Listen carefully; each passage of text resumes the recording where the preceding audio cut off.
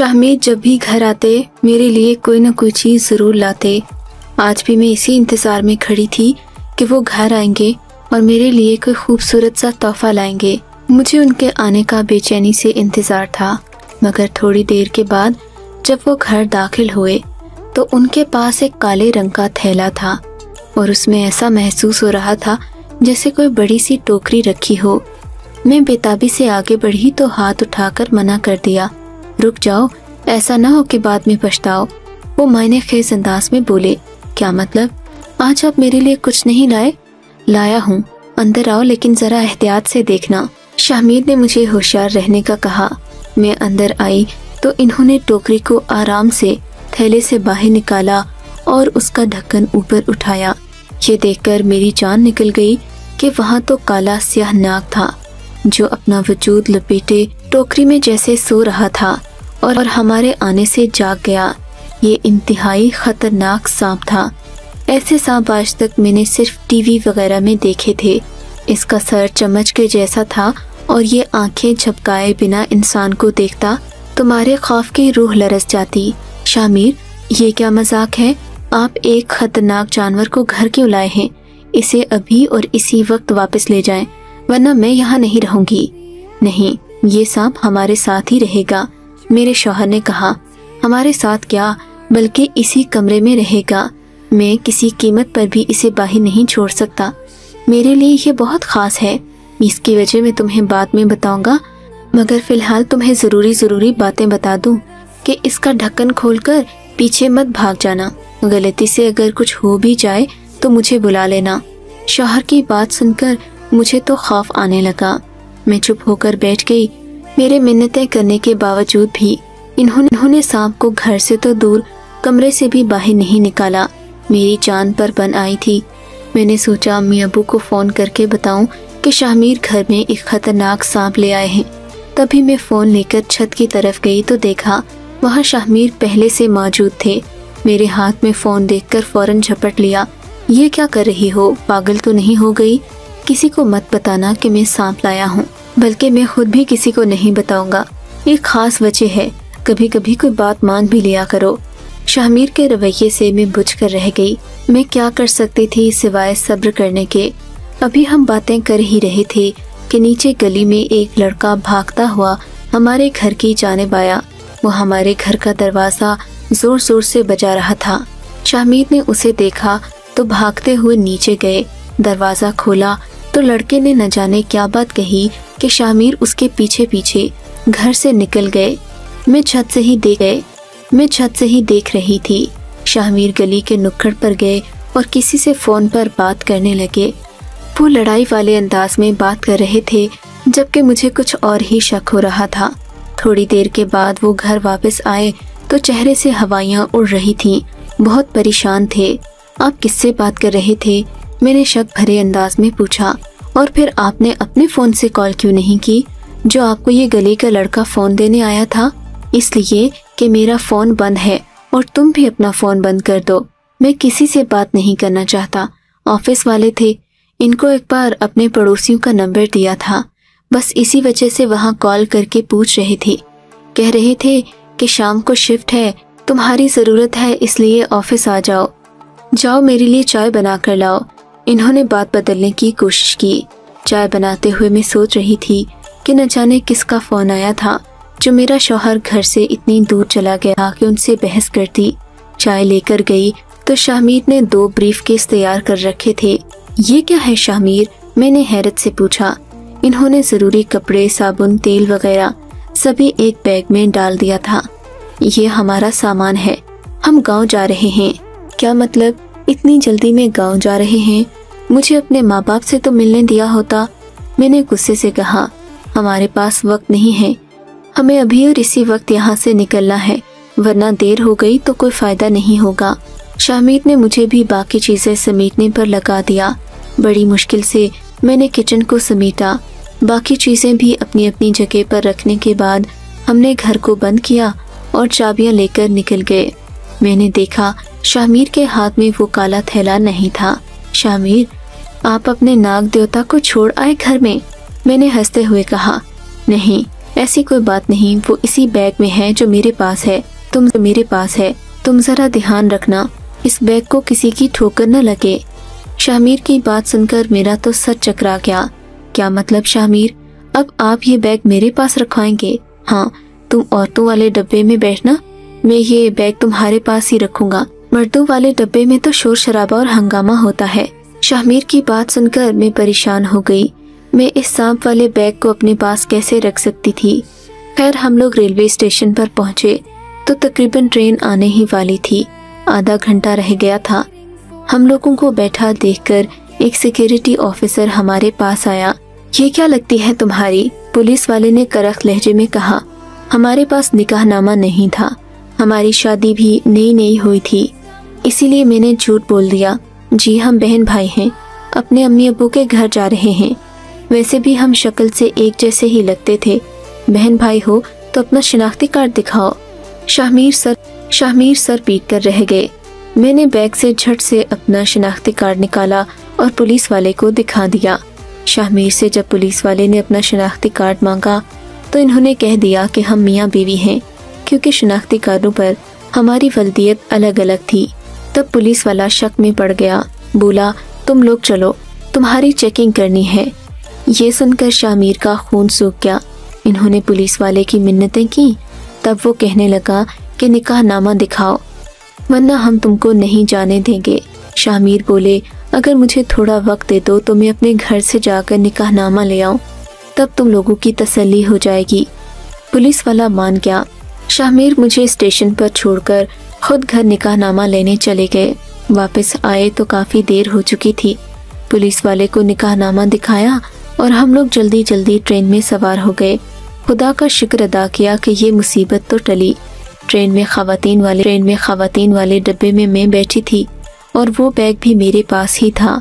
मुझे लम्हा बलम्हा डर लग रहा था कि कहीं गलती से भी बैग खुल गया तो न जाने क्या होगा।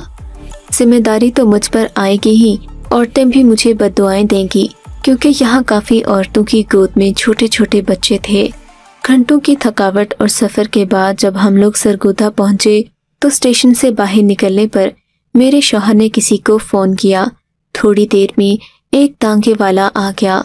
शाहमीर ने मुझे तांगे में बैठने का कहा। शाहमीर, हम यहाँ क्यों बैठ रहे हैं? आप टैक्सी क्यों नहीं करवा लेते? मेरे पूछने पर शाहमीर गुस्सा हो गए। बात बात पर सवाल करना क्या जरूरी है? जो कर रहा हूँ सोच समझ कर रहा हूँ। इतने में तांगे वाला आ गया। हमने अपना सामान तांगे में रखा और घर की तरफ तांगे को चलने को कहा। थोड़ी देर गुजरी थी कि हमारा घर आ गया। हम घर से थोड़े से फासले पर उतर गए। दिल चाह रहा था कि अभी जाकर बिस्तर पर गिरूं और सो जाऊं, लेकिन घर पहुंचकर नंदू और सास वगैरह ने मुझे घेर लिया और बातें करने लगी। शहर की 1000 बातें थीं जो मैं उन्हें बता रही थी।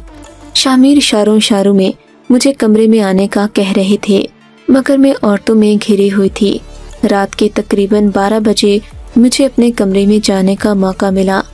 मैं समझी कि शामिर मुझसे प्यार भरी बातें करेंगे, मगर वो गुस्से में थे। तुम्हें कितनी बार कहा है कि मेरी बातों को समझ जाया करो, मगर तुम जैसी नालायक बीवी आज तक मैंने नहीं देखी। उनका गुस्सा आसमानों पर था। क्यों, अब क्या हुआ? मैंने पूछा। होना क्या था? मैं तुम्हें ये बताने आया था कि किचन से जाकर कुछ दूध और गोश्त वगैरह ले आओ। मैं गया तो खामखा सवाल होंगे। जाओ, तुम जाकर ले आओ। मैंने इस सांप को खाना भी खिलाना है, ऐसे तो ये मर जाएगा। वो फिक्रमंदी से बोले। आपको अभी तो ये मर जाएगा। वो फिक्रमंदी से बोले। आपको अभी भी इस सांप की फिक्र है, इसकी वजह से आप मुझ पर गुस्सा कर रहे हैं? मैंने जज्बाती अंदाज में कहा। ज्यादा बातें न करो, जाओ जाकर दूध और गोश्त ले आओ। मैं किचन में गई। दूध का प्याला फ्रिज में ही रखा था, मगर कच्चा गोश्त कहाँ से लाती? सालन वगैरह तो पका हुआ था। दूध लेकर वापस आई तो शाहमीर बोले, इसे गोश्त खिलाना भी जरूरी है, तुम यहीं बैठो, मैं जाकर बाजार से गोश्त ले आता हूँ। मैंने अपना सर पकड़ लिया। इस सांप के साथ तो मेरी जिंदगी अजाब हो गई थी। खैर ससुर जी ने मेरे शौहर को बाहर जाने नहीं दिया, दरवाजे पर ही रोक लिया। पूछा कि बाहर क्यों जा रहे हो? कोई जवाब न बन पाया तो उन्हें रोक लिया। नाचार शाहमीर वापस कमरे में आ गए और दूध का प्याला सांप के आगे रख दिया। सांप ने दूध को मुंह भी नहीं लगाया। देखा اسے کچا گوشت چاہیے۔ پھر میں نے کچن سے جا کر کچے انڈے لائے، شامل لایا اور پھر اسے دوبارہ بند کر کے کمرے کی ایک طرف رکھ دیا۔ میری بے چینی میں اضافہ ہو رہا تھا۔ ایک خطرناک جانور کے ساتھ ہم لوگ کیسے سو سکتے تھے، جبکہ وہ تھا بھی بھوکا اور ہم اس کے بارے میں کچھ جانتے بھی نہیں تھے۔ خیر تھوڑی دیر کے بعد مجھے نیند آ گئی۔ صبح آنکھ کھلی تو شاہمیر کمرے میں نہیں تھے۔ میں نے جلدی سے اٹھ کر دروازہ بند کیا، مگر پھر یاد آیا کہ کمرے میں وہ خطرناک سانپ بھی تو موجود ہے۔ میں نے دروازے کو باہر سے بند کیا اور اپنی نندوں کے پاس آ کر بیٹھ گئی۔ شاہمیر کا پوچھا تو انہوں نے بتایا کہ وہ صبح سویرے کسی کام سے چلے گئے تھے۔ دن کے تقریباً 11 بجے ہوں گے کہ شاہمیر نے بیٹھک میں کچھ بندوں کو لا بٹھایا۔ ہم عورتوں کو چائے بنانے کا کہا۔ یہ 3-4 لوگ تھے جو عجیب و غریب حلیے میں تھے اور ان کا لہجہ بھی مختلف تھا۔ یہ ہمارے علاقے کے نہیں لگ رہے تھے۔ میں نے چائے وغیرہ بنا کر دی اور شاہمیر کا انتظار کرنے لگی۔ 1-2 گھنٹوں کے بعد یہ لوگ واپس چلے گئے۔ شاہمیر کمرے میں آئے تو خوشی ان کے چہرے سے ٹپک رہی تھی۔ کیا ہوا شاہمیر، بڑے خوش لگ رہے ہیں آپ؟ میرے پوچھنے پر انہوں نے بتایا کہ ہم کل ہی شہر واپس چلے جائیں گے۔ خوشی تو مجھے بھی ہوئی تھی، مگر ان اچانک تبدیلیوں پر میرا سر چکرا کر رہ جاتا۔ شام کو شاہمیر گھر واپس آئے تو ان کے ہاتھوں میں میرے لیے سونے کے گہنے اور پھولوں کے گجرے تھے، جنہیں دیکھ کر میں کھل اٹھی۔ شاہمیر، آپ اتنے دنوں بعد میرے لیے کوئی تحفہ لائے ہیں، میں نے خوشی سے چہکتے ہوئے کہا۔ فکر نہیں کرو میری رانی، اب تمہیں ایک دن نہیں روز ایک نیا تحفہ دوں گا۔ شاہمیر کی آنکھوں میں محبت ہی محبت تھی۔ میں اپنے نصیبوں پر خدا کا شکر ادا کرنے لگی۔ پھر اگلے دن ہم لوگوں کو گاؤں سے نکلنا پڑا۔ ہم لوگ اسٹیشن پر پہنچے اور شہر کے لیے روانہ ہو گئے۔ گھر چاک سے ہم اپنے ساتھ لائے تھے، اب وہ ہمارے ساتھ نہیں ہے۔ ہم لوگ گھر آئے تو میں بہت خوش تھی۔ اس دن کے بعد سے شاہمیر نے میرا بہت خیال رکھنا شروع کر دیا۔ وہ میرے لیے قیمتی تحفے لاتے اور ہر روز نئی نئی چیزیں میرے لیے تحفے میں لاتے۔ 2-3 دنوں میں انہوں نے گھر میں نیا فرنیچر بھی ڈلوا دیا۔ ہمارے گھر کی تو حالت ہی بدل گئی تھی۔ مہنگے ریشمی پردے اور لکڑی کا فرنیچر جسے عورتیں رشک بھری نگاہوں سے دیکھتیں۔ ہماری زندگی سکون سے گزر رہی تھی کہ ایک روز شام کو ہم لوگ چائے پی رہے تھے۔ دروازے پر کسی نے زور زور سے دستک دی۔ شاہمیر کہنے لگے کہ تم ہی جا کر دروازہ کھولو۔ میں جا کر دروازے پر کیا دیکھتی ہوں کہ ایک بوڑھا آدمی کھڑا ہے۔ اس کے سر پر پگڑی تھی اور چہرے سے وہ بہت خطرناک لگ رہا تھا۔ جی آپ کون؟ میں نے پوچھا۔ اپنے شوہر کو بلاؤ، اس نے غصے سے کہا۔ میں نے دیکھا غصے میں اس کے چہرے کی رگیں تن جاتی اور آنکھیں لال ہو جاتی۔ دروازے پر کھڑے کھڑے میں نے شاہمیر کو آواز دی۔ وہ باہر آئے تو یہ آدمی ان پر غصہ کرنے لگا۔ شاہمیر نے مجھے اندر جانے کا کہا، مگر مجھے فکر ہو رہی تھی کہ ایک انجان آدمی میرے شوہر سے الجھ پڑا ہے۔ شاہمیر کے ڈانٹنے پر میں اندر کمرے میں آ گئی۔ وہ آدمی شاہمیر سے لڑنے لگا۔ تب شاہمیر کے چیخنے کی آواز آئی تو میں جلدی سے باہر آ گئی۔ مجھ سے رہا نہیں گیا۔ میں نے دیکھا ہمارے گھر کے صحن میں 10 یا 20 کے قریب سانپ رینگ رہے تھے اور شاہمیر کبھی ادھر کو جاتے تو کبھی ادھر کو۔ وہ بوڑھا آدمی تماشا دیکھ رہا تھا۔ ان سانپوں کو دیکھ کر میری بھی جان نکل گئی۔ دیتا ہے یا اور بھی نکالوں؟ بوڑھے نے چلا کر شاہمیر سے کہا۔ میں تمہیں سب واپس کر دوں گا، خدا کے لیے انہیں لے جاؤ۔ شاہمیر کے چہرے سے ہوائیاں اڑ رہی تھیں۔ یہ سب کیا ہے شاہمیر؟ میں نے خوفزدہ لہجے میں۔ شاہمیر نے میری بات کا کوئی جواب نہیں دیا۔ بوڑھے آدمی نے ان سانپوں کو واپس ٹوکری میں ڈالا اور ہمارے ڈرائنگ روم میں آ گیا۔ شاہمیر نے اس کے بیٹھتے ہی مجھے الماری سے پیسے لانے کو کہا، جو شاہمیر نے 3-4 دن پہلے لائے تھے اور میرے پاس رکھوائے تھے۔ تم یہ پیسے رکھ لو، میں نے اس ناگ کو بیچ دیا ہے۔ میرے پاس اور کوئی چارہ نہیں کہ میں تمہیں پیسے واپس کر دوں۔ اتنی ساری رقم دیکھ کر بوڑھے آدمی کی آنکھوں میں چمک آ گئی۔ اتنے سارے پیسے؟ تو نے یہ سانپ کہاں بیچا ہے؟ اس نے حیران ہوتے ہوئے پوچھا۔ تجھے ان پیسوں سے مطلب تھا نا، تجھے مل گئے، اب خدا کے لیے میری جان چھوڑ دے۔ شاہمیر نے اس آدمی کے آگے ہاتھ باندھ دیے۔ اس آدمی نے پیسے اپنے تھیلے میں رکھے اور ہمارے گھر سے چلا گیا۔